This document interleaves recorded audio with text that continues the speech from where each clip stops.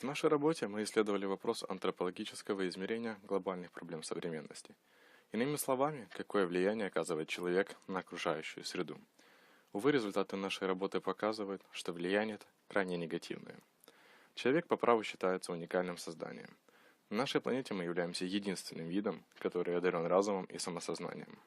Так как в борьбе за выживание мы не имели явных преимуществ в виде острых когтей или клыков, но желание выжить было сильным, то мы начали использовать свой разум. Мы начали приспосабливаться и приспосабливать окружающую среду для наших личных целей. Сегодня, в 21 веке, мы добились огромных высот. Мы осваиваем космос, мы передаем и обрабатываем массивы информации за доли секунд. Мы расщепляем элементарные частицы и пытаемся изменить структуру ДНК. Поражающее достижение. Но главный вопрос – это какой ценой мы всего этого достигли. В ходе развития человек поставил себя не то что на уровне с природой, человек ставит себя выше нее. Ярким примером этого может быть антропоцентричная концепция, которая доминировала в свое время в Советском Союзе, когда для потребностей общества могли быть повернуты реки вспять. Давайте же посмотрим, как мы себя ведем со стороны.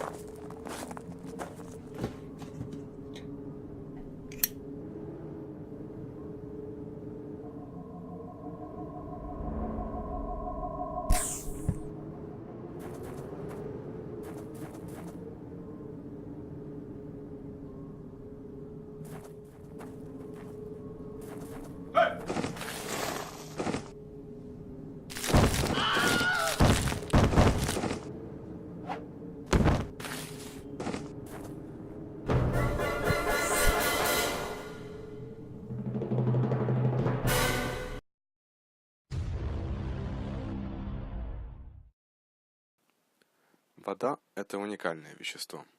Большая часть нашей планеты покрыта водой. Мы сами состоим на 80% из нее. Казалось бы, что лишний раз напоминать о ее значимости для нас не приходится. Тем не менее, следующий видеоряд наглядно демонстрирует нам, что человечество очень часто об этом забывает.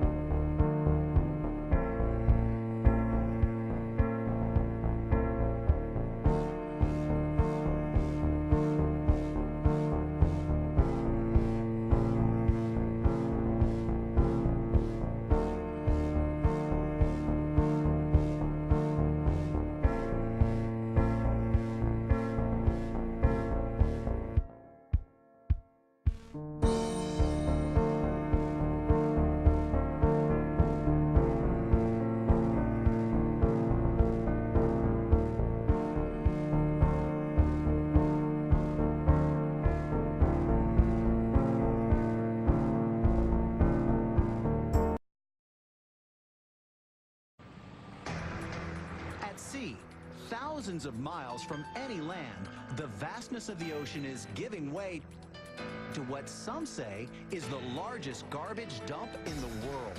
Bottle caps, soap bottles, shards of plastic. It's called the Great Pacific Garbage Patch. It's mostly plastic, which doesn't biodegrade. It just crumbles down into smaller and smaller pieces. The patch now spreads across millions of square miles in the Pacific Ocean. How far does it extend? It can't be too large. As a matter of fact, it extends from just off the coast of California all the way to China. It's bigger than the continental United States. Charles Moore made the shocking discovery in 1997 by accident while sailing the Pacific. He's been collecting samples of the growing garbage patch ever since. Some samples contain 6 times more plastic than plankton. It's been described almost like a trash soup. It's like a minestrone that's out there, and all the little vegetables are different colored bits of plastic. The garbage patch is caused by a series of currents in the Pacific Ocean, pooling what we all throw away. The currents create a circular effect, pulling debris from North America, Asia, and the Hawaiian Islands, and shooting it all into a graveyard of trash. 3.5 million tons of it. 80% is plastic, and it doesn't decompose. It stays as little plastic pieces for decades.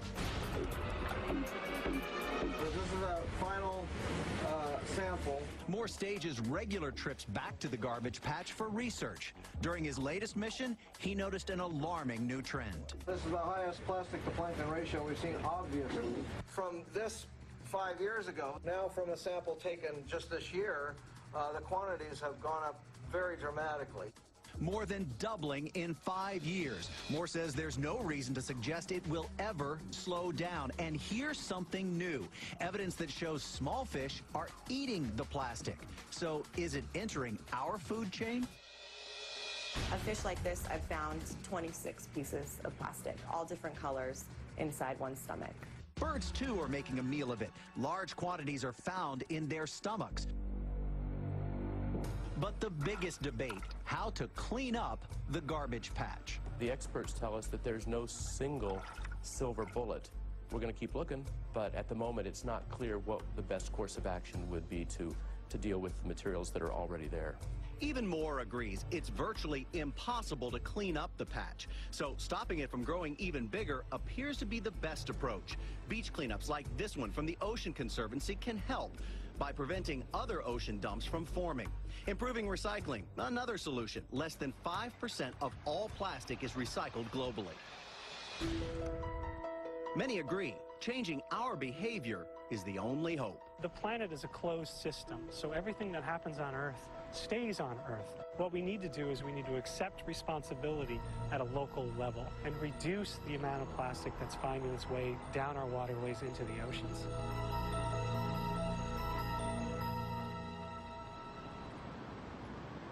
It was heartbreaking and disgusting at the same time to see this, all of this garbage, and even to open up seabirds and to see big caps. They think it's food. They think it's a shrimp or something that they're going for, and they swallow it. There's no proof, they're saying, that it would kill the birds, but there's no nutritional value in this. And if they think it's full and they're not eating for something else, it's kind of cause and effect, Diane.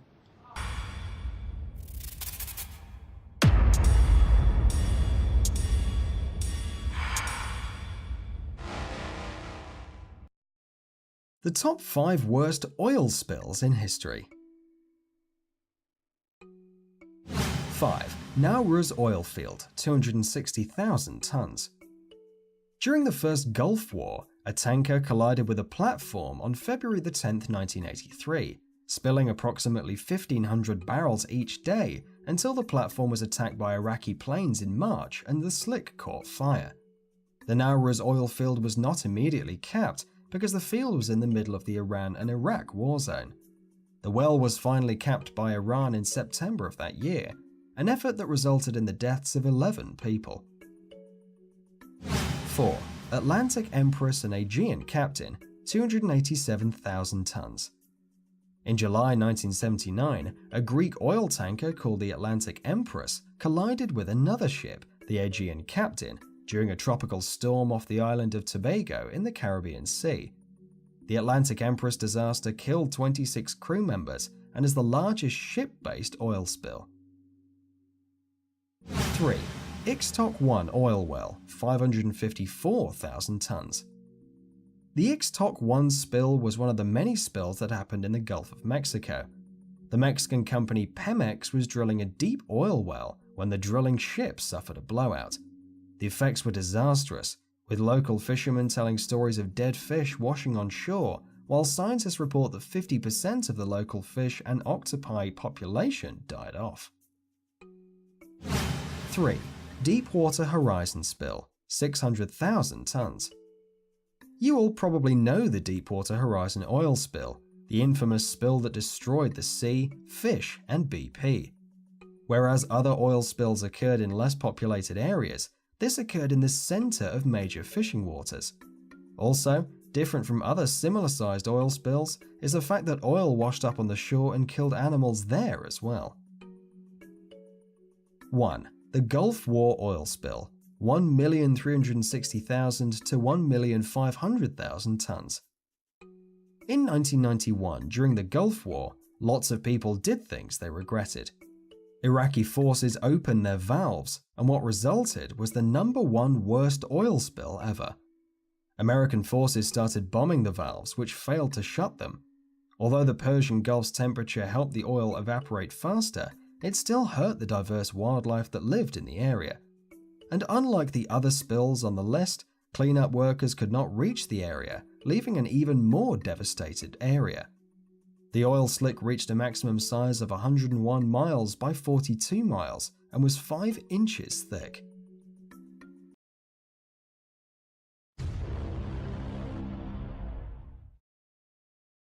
Суша покрывает всего лишь 29% поверхности Земли. Но при этом именно здесь происходит основная жизнедеятельность человечества. Давайте посмотрим, как человек трансформирует свою окружающую среду.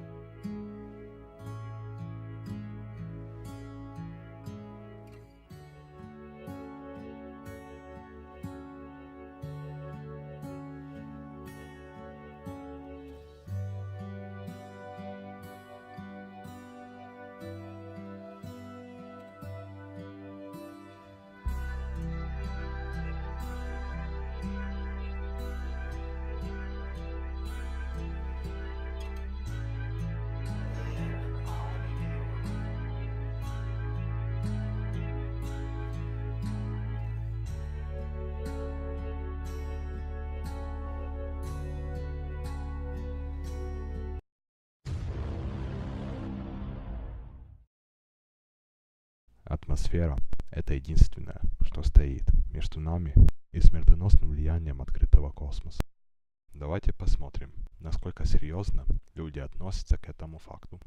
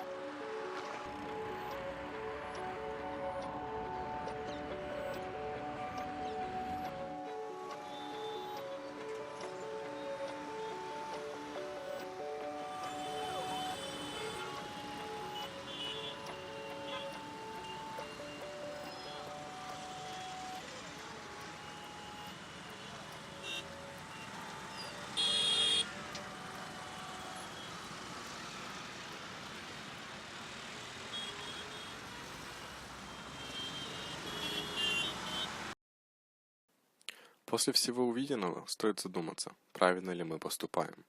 Не переоцениваем ли мы значимость и важность самих себя. В этом мире все относительно, и мы с вами тоже. Давайте же посмотрим на то, каково наше место в планетарном масштабе и каковы масштабы последствий наших действий. Fun fact. Planet Earth is 4.5 billion years old. Mankind, about 140,000 years old. Let me put that in perspective. If you condense the Earth's lifespan into 24 hours, that's one full day, then we have been here on this planet for, drum roll please, 3 seconds. 3 seconds. And look what we've done. We have modestly named ourselves Homo sapiens, meaning wise man. But is man really so wise? Smart, yes, and it's good to be smart, but not too smart for your own good. Yes, we have split the atom. Yes, we build clever machines that navigate the universe in search of new homes, but at the same time, those atoms we split created nuclear warfare. In our quest to explore the galaxy, rejects and neglects the home that we have here now, so no, that cannot be wisdom. Wisdom is different. While intelligence speaks, wisdom listens, and we willingly covered our ears to Mother Nature's screams and closed our eyes to all of her help-wanted signs. Wisdom knows that every action has an equal and opposite reaction, so if we were wise, we would not be shocked when we see storms that are stronger than ever before, or more drought, hurricanes, and wildfire than ever before, because there's more pollution than ever before, more carbon, more trees cut down than ever before. At a record pace, we have increased the extinction of animals by 1,000 times the normal rate. What a feat. In the next 10 to 100 years, every beloved animal character in every children's book is predicted to go extinct. Lions gone, rhinos gone, tiger, gorilla, elephant, polar bear gone in 3 seconds. Species that have been here longer than us will be gone because of us in this 3 seconds. In an existence shorter than a Vine video, we turn the circle of life into our own personal conveyor belt. Somebody, anybody help. We were given so much, the only planet in this solar system with life. I mean, we are 1 in a million. No, actually, scientifically, we are 1 in a billion, trillion. That's a 1 followed by 33 zeros. And I don't want to get too spiritual, but how are we not a miracle? We are perfectly positioned to the sun so we don't burn, but not too distant so we don't turn to ice. Goldilocks said it best, we are just right. This paradise where we are given medicine from trees, not coincidentally, but because like the song says, we are family. Literally, everything, every species is connected genetically, from the sunflower to the sunfish. And this is what we must recognize before it's too late, because the real crisis is not global warming, environmental destruction, or animal agriculture. It is us. These problems are symptoms of us, byproducts of us. Our inner reflection, loss of connection has created this misdirection. We have forgotten that everything contributes to the perfection of Mother Nature. Corporations keep us unaware and disconnected, but they have underestimated our strength. Contrary to popular belief, millions are waking up out of their sleep, seeing our home being taken right up under our feet. We cannot allow our history to be written by the wicked, greedy, and loony. It is our duty to protect Mother Nature from those who refuse to see her beauty. Call me crazy, but I believe we should have the right to eat food that's safe, with ingredients we can pronounce. Drink water that is clean, marvel at trees, breathe air free of toxins. These are natural rights, not things that can be bargained for in Congress. See, they want you to feel powerless, but it has been said that something as small as the flutter of a butterfly's wing can cause a typhoon halfway around the world. Well, when enough people come together, we too will make waves and wash the world into a new era filled with love and connection, freedom for all without oppression. But it is up to you, yes, you watching this behind this screen, to make the effort, because time is of the essence, and only together can we make it to the 4th second.